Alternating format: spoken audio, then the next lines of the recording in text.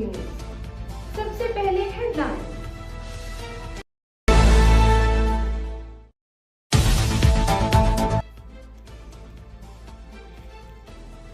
पाकिस्तान अफगानिस्तान के दरमियान इस्तांबुल में मुज़ाकरात का तीसरा दौर जारी। मुज़ाकरात में दहशतगर्दी की रोकथाम के लिए मॉनिटरिंग मैकेनिज्म के कवायद व ज़वाबित तय किए जाएंगे।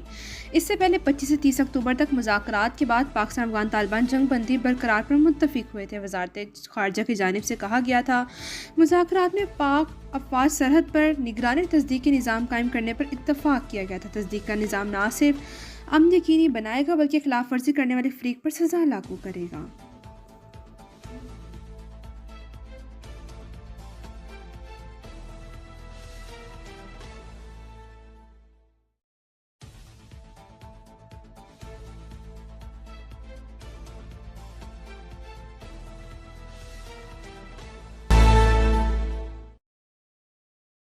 ईरान ने सऊदी अरब के दिफाई माहदे में शामिल होने की ख्वाहिश जाहिर कर दी। ईरानी पार्लियामेंट के स्पीकर मोहम्मद बाकिर की गुफ्तगू, माहदे में ईरान को शामिल किया जाना चाहिए। OIC को नेटो की तर्ज पर इस्लामी ममालिक की मुश्तरका फ़ौज तश्कील देनी चाहिए। ईरानी पार्लियामेंट के स्पीकर का कहना था कि पाकिस्तान समेत दीगर इस्लामी ममालिक को सिर्फ फ़लस्तीनियों के तहफ़्फ़ुज़ और मदद के लिए अपनी फ़ौज गाज़ा भेजनी चाहिए।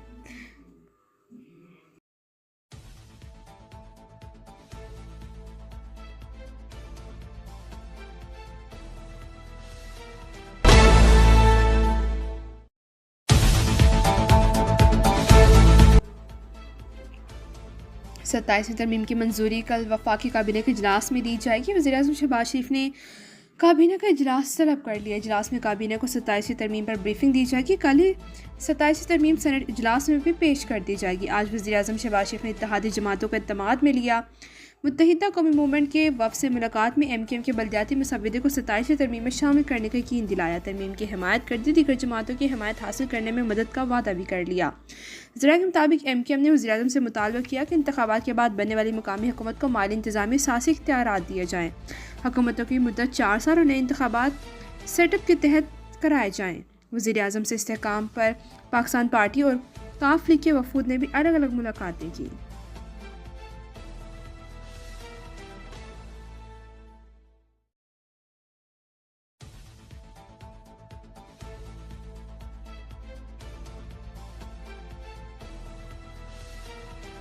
लीडरशिप हमारी पार्टी की position regarding the 18th amendment regarding because back के भी डिटेल में ये हो जाए, इसलिए कि अभी वो फिर एक कंट्रोवर्सी शुरू हो जाएगी।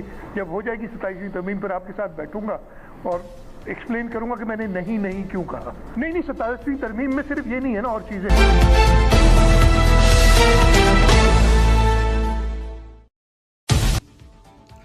18वीं तरमीम पर बात नहीं होगी। वज़ीर सिंध का दावा, कहा वो इतने यकीन से क्यों कह रहे हैं, जब 27वीं तरमीम हो जाएगी तब बात करेंगे। इन्हें इतना यकीन है कि आईनी तरमीम और NFC अवार्ड को रोल बैक होने नहीं देंगे। दूसरी जानिब मुजव्विज़ा 27वीं तरमीम पर पीपल्स पार्टी की सेंट्रल एग्जीक्यूटिव कमेटी का इजलास अब से कुछ देर में बिलावल भुट्टो ज़रदारी की सदारत में शुरू हो रहा है। बिलावल भुट्टो ज़रदारी वज़ीर-ए-आज़म से मुलाकात में भी बातचीत की तफसीलात से आगाह करेंगे। दूसरी जानिब सिंध के वज़ीर नासिर हुसैन शाह ने कहा कि 27वीं तरमीम के लिए पीपल्स पार्टी के पास कोई सियासी हथियार नहीं।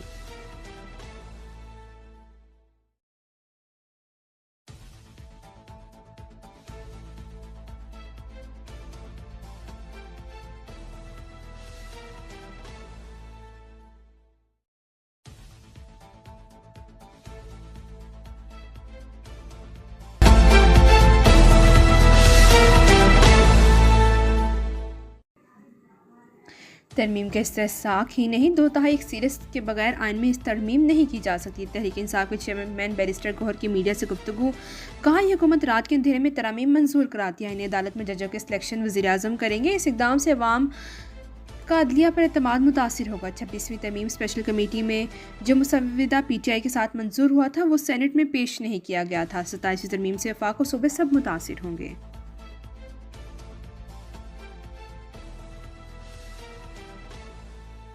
अब तक के लिए इतना ही। मज़ीद ताज़ा तरीन खबरों के लिए देखते रहिए लपैट न्यूज़।